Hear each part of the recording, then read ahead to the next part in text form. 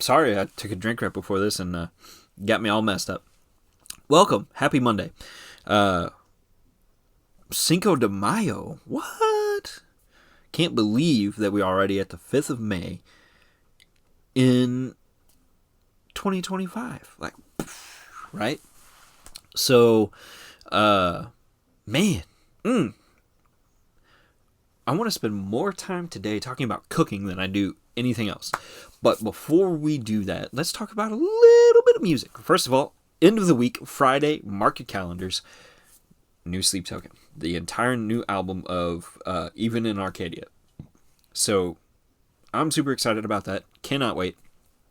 We got new Cody Jinx. Not yesterday. Well, for me, yesterday, because I'm recording this on Saturday. But Monday, Justin, it would have been like 3 days ago, because Monday to Friday. 3. So, 3 days ago, we got Found by Cody Jinx.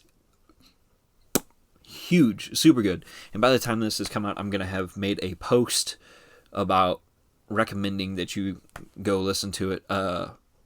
Eric Church had a new album out. It's really good. There's some language on the last song, though. That kind of left me a little disappointed. Actually, more than a little. I was disappointed. Man. Some really good stuff. Loath, however you want to say it, came out with a absolute banger of a metal song. Gifted Every Strength. I heard that and I was like, man, this is really good. Between that and Death Angel's Wrath, parentheses Bring Fire, those two songs had me wanting to listen to some 90s hardcore music. So I ended up spending a good chunk of Friday listening to a 90s hardcore playlist and was not upset about it at all. Souls Devoured by Shadows Fall. What? So good. So good. I need to figure out what... actually, you know what? We're going to go to the Google. So, Beast in Black. I haven't listened to the song yet, but Beast in Black put out a new one called Enter the Bay Elite, which I never even heard of Bay Elite until the song with... the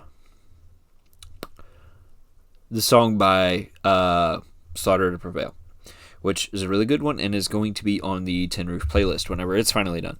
Also, anybody listening to this, watching this, whatever, first of all, like, subscribe, follow, rate, review, whatever, all the things. Do all of those, but then also leave a comment, as I'm waving a pencil at you for zero reason, whatever. Be sure to leave a comment on this because I want your opinion. How long should a playlist be? Because in my opinion, I want to make a playlist that is like 60 hours long. Why? Because you can press play on that on Monday morning, and if you work 10 hours a week or 10 hours a day like I do, and have 2-hour long drive to and from work, like an hour each way, you will have enough music to get from work or from home Monday morning all the way back to home on Friday afternoon. Now, not necessarily saying you have to listen that entire time every week or anything like that. The idea is variety without me having to constantly change it up. I could probably change it up once, twice a year. And we would have a ton of music to choose from. And I like enough stuff. I think I can totally easily do the 60 hours worth a couple of times. And it never get old. I really think I could. Or at least not get old very often. So while I'm working on that, though, a Bay Elite, in the context of Berserk, a Bay Elite is a supernatural... A Bay Elite is a supernatural egg-shaped object that acts as a key to the astral... So is Berserk? It looks like a comic or anime or something.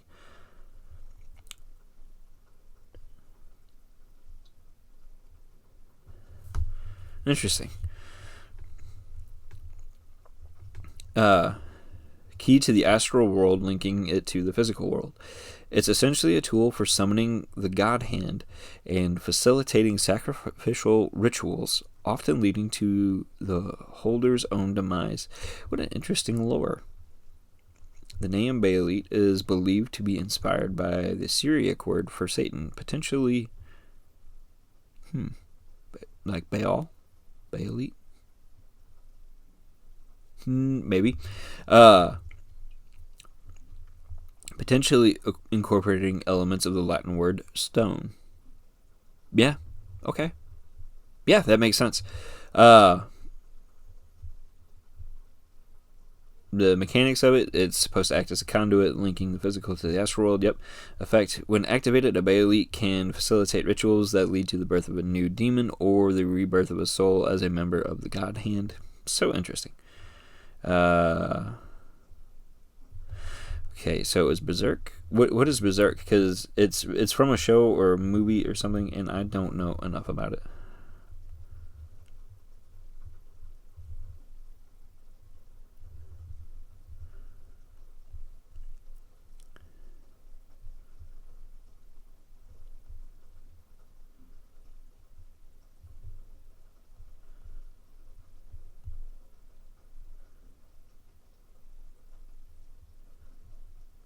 Okay.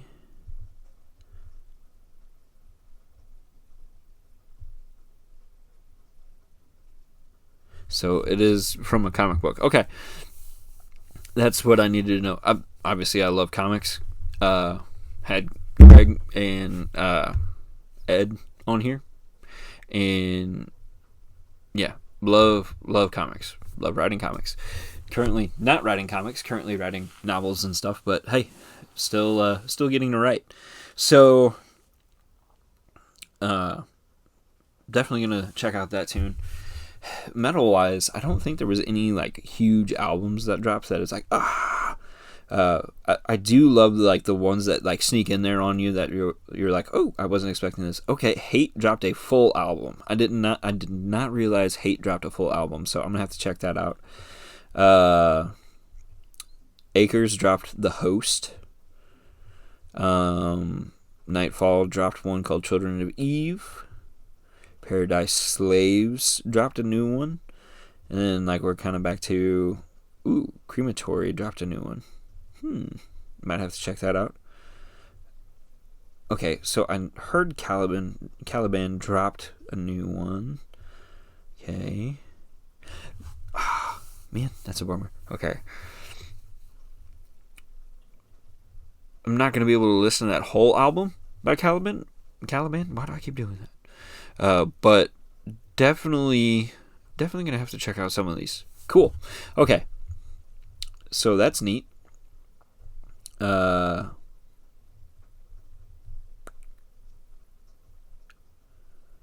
Colony dropped a new one. Like a new album. Recent releases. I want to go back and look at this real quick because I'm just interested.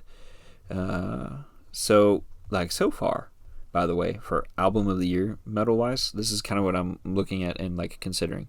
Tsunami Seas, Spirit Box is Tsunami Sea. That's what I meant to say.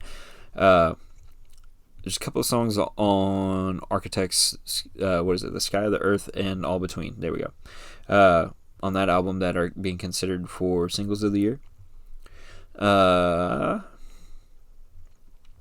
This Consequence by Killswitch Engage is considered an album, potential album of the year.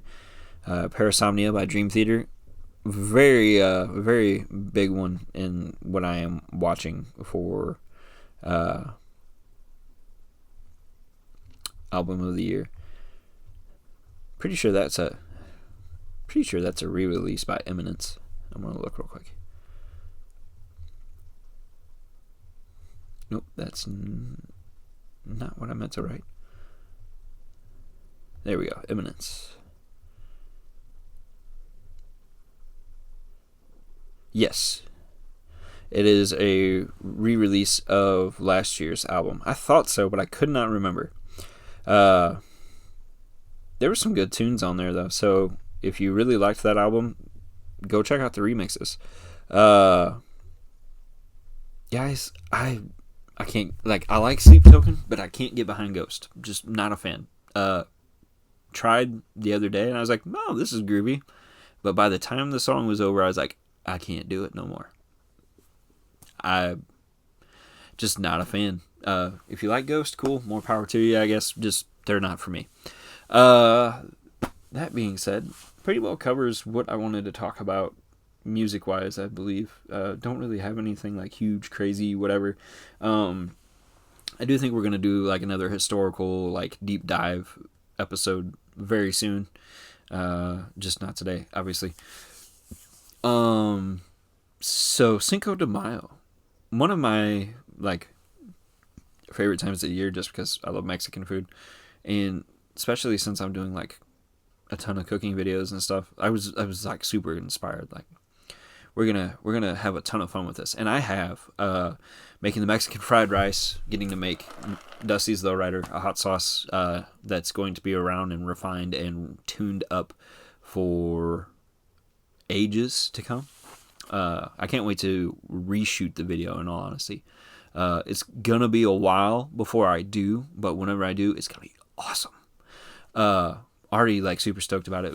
My wife and I were actually my wife and I just celebrated 15 years married. We got married 2010, 7 a.m. Yep, we are. I am, not her. I am crazy. So we got married 15 years ago, and to celebrate, we went out for Mexican food and had a cheat on our diet, like a cheat meal. But then we felt so bad about the cheat meal that we came home and we worked out. So is it really a cheat meal at that point? But they had a couple of hot sauces there. We talked about it. I did some tastings, which would have tried them anyways, even if I wasn't researching. But I wanted to, like, I was sitting there looking at them, and they had a green one. And I was like, I want to see what the thickness is on this, because I wonder what the comparison is. So I looked at it, and I was like, well, this is definitely thinner. And I started reading it, and I'm like, okay, well, it's got habaneros in it. Why is it green? And so I started reading more of the stuff in it, and like, there's no dyes. So I was like, okay, well, And so I taste tested it, poured a little bit on a chip by itself and threw it down the gullet, and man, that's good. Ooh, that's got some good heat to it. And it had a citrusy profile. And then the other one had like a tomato in it, and that made it red. And so like doing all these different things gave me ideas. And also I made a pico for my Mexi Melts, and in that video it was the craziest thing. So I'm like, from the research and everything that I did a year ago, or not quite a year ago, last fall, whenever I made Mexi Melts for the first time, and I did like the soundtrack to, or like the audio from a Taco Bell commercial as my sound or whatever. That video, I did lime juice for the juice in it. However, I thought that was the traditional thing. This year, like for Cinco de Mayo, I made Mexi Melts again. I was like, oh, we've got the stuff. Why don't we do this? This is like an easy, like, home run. Okay. So, plus it was a great way to test out that new Blackstone. So I go to do that, and whenever I post a video, somebody comments on there, always forgetting the lemon juice on the TikTok one. I was like, what? Lemon juice? This guy's got to be crazy. So I just left it alone.